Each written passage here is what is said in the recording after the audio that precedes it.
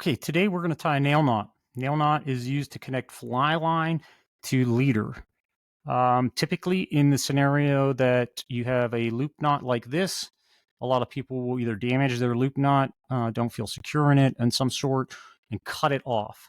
They also may not like the bulk for that, so they'll cut that off, and what they'll end up with is a raw piece of end of fly line. Okay, and so they start to connect their leader material. Sometimes the leader material is just straight leader material to run into your leader.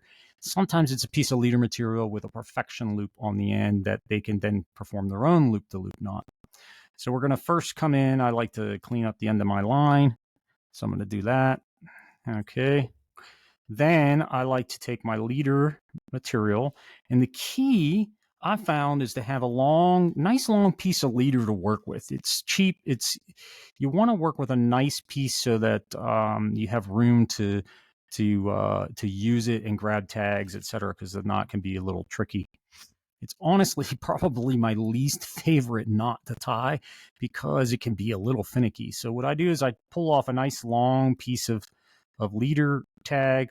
I feed it down through the tray of my knot tool. You can use a nail or a needle if you want to, but these are really handy. I then start to wrap back up, and I go about 6 turns. So that's 1, 2, 3, 4, 5, 6 turns, and then I feed my line down through the knot tool like that. Okay, now you can see my loop is really tight.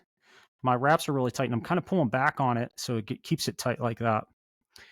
I hold things in place. I take my line material, I feed it up through the tool, I come out of the back of the tool, and I like to give it a little bit of a twist so I can grab it.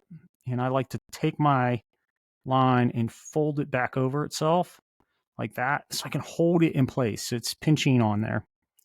Then I come back to my leader and I pull tight to the side and I pull off, and that's going to get all of those to fall into place really nice. So I'm going to pull off and to the side like this. So 1, 2, 3, I pull quick, boom, it's seated. Okay, before it gets too tight, you can see there's some little bulges and things in there. What I like to do is I like to pull my tags like that. Pull my leader material over here. And those a lot of times we'll tighten up what we see there as our tags. Okay, now we pull both ends.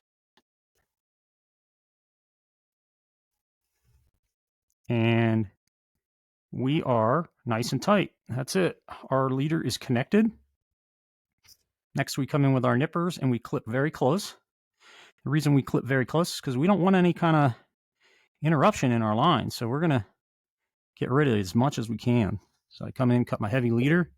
Boom, that's one. Again, I like to cinch this up. I like to pull these in opposite directions.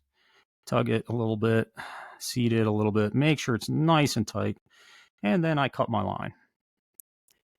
And my line can be cut very close. Boom, like that. And once again, you have a very tight nail knot.